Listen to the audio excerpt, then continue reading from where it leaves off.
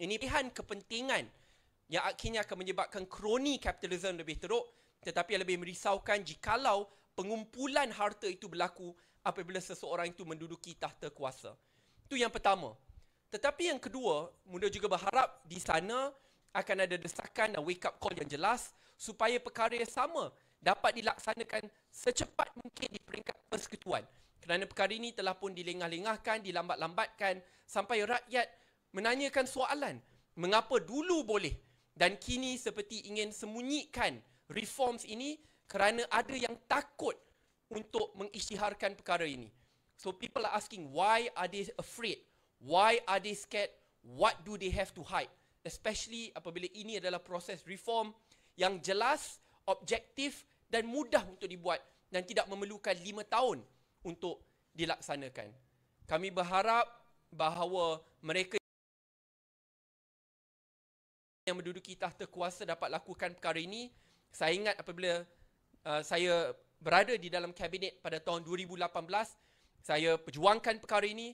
Akhirnya kabinet membuat keputusan untuk melaksanakan walaupun ada yang tidak bersetuju pada peringkat awal. Dan saya turut merupakan salah seorang menteri pertama yang mengisytiharkan aset. Dan walau bukan lagi jadi menteri pada pilihan raya lepas, saya juga mengisytiharkan aset dan calon-calon muda turut mengisytiharkan aset mereka. Tetapi tidak cukup sekadar calon mengisytiharkan aset jikalau mereka menduduki tahta kuasa. The declaration of asset is very different, ya. Kalau kita declare sendiri kepada media, very different when we declare it to MACC, when we declare it to GIACC. Kerana ini badan penguat kuasa. Dengan itu, they have the authority of the law to look into this matter. Sebab itu kami berharap reform ini dapat dilaksanakan di peringkat negeri dan juga di peringkat pusat. Ini adalah cadangan yang mudah diketengahkan, which is in line dengan politik baru. Terima kasih. Terima kasih. Saya buka kepada sebarang sesi soal-jawab jika ada soalan. Mungkin kawan-kawan yang jaga live juga boleh tengok kalau ada soalan daripada live lah. Silakan. Ada orang tanya minta jawapan daripada YD government statement letter tu kan, yang mengatakan keputusan Muda untuk berada secara solo adalah sia-sia. Sangat. Okay. Boleh ulangi sekali keputusan? Muda untuk berada secara solo adalah sia-sia. Sebagai Presiden Muda, saya berbeza pendapat dalam bab ini. Saya berbeza pendapat kerana apabila Muda diasaskan pun, kita tahu bahawa perjuangan itu memang akan memakan masa yang sangat panjang.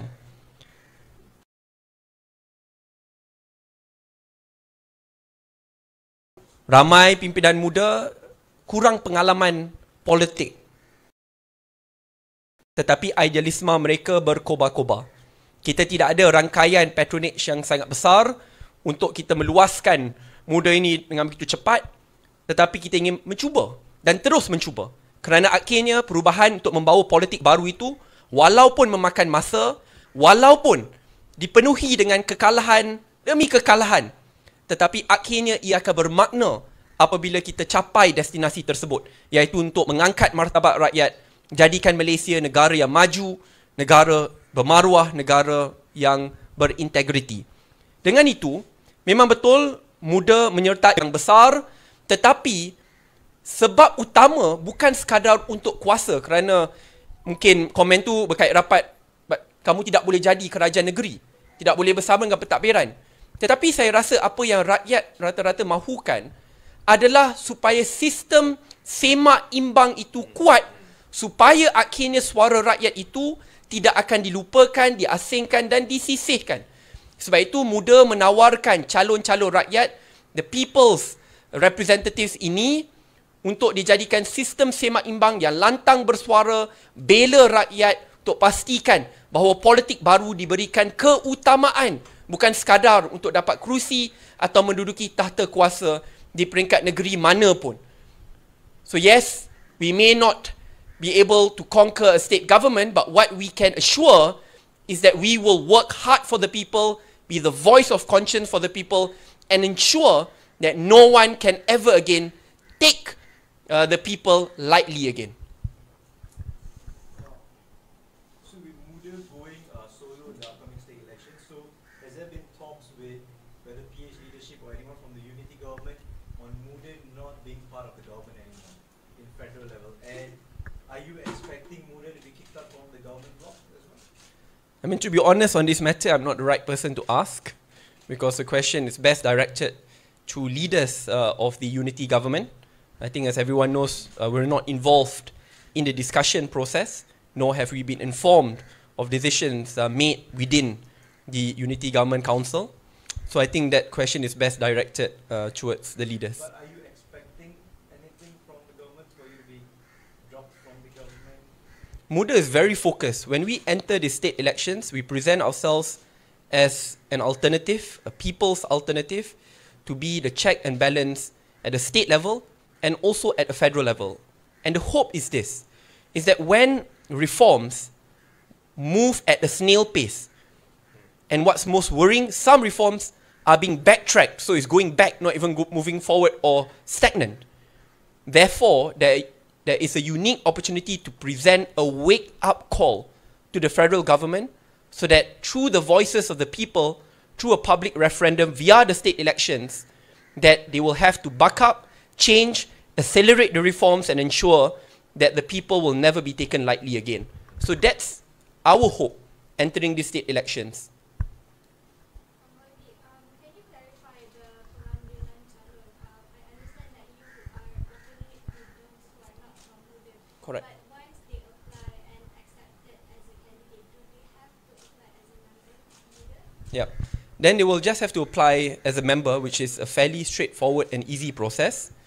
But what matters is we need to start thinking out of the box and working closely with different NGOs, NGIs, civil societies, professionals, technocrats, corporates, including those retirees, young and also those who are retired.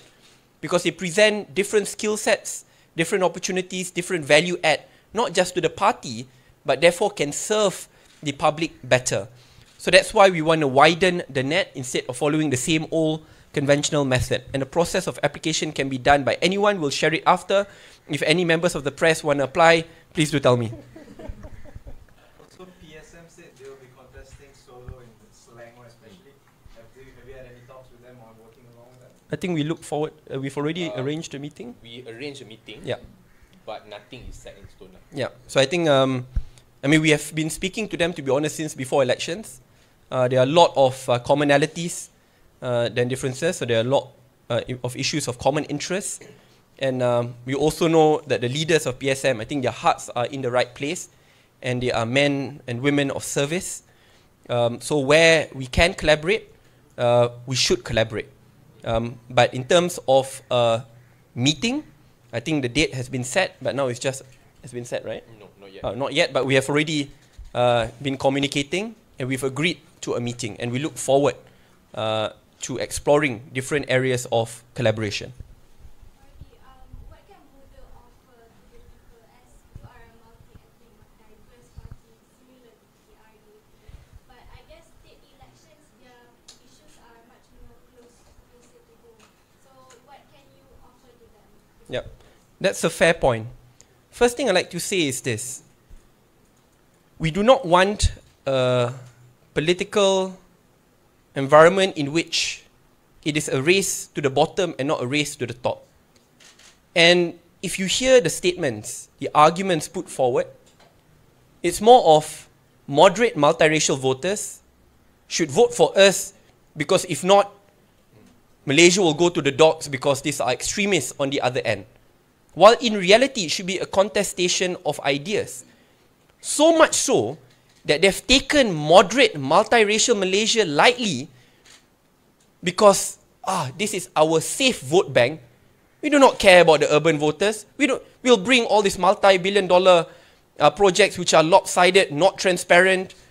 We don't care about them because in the end they will still vote for us. They will not vote for PAS.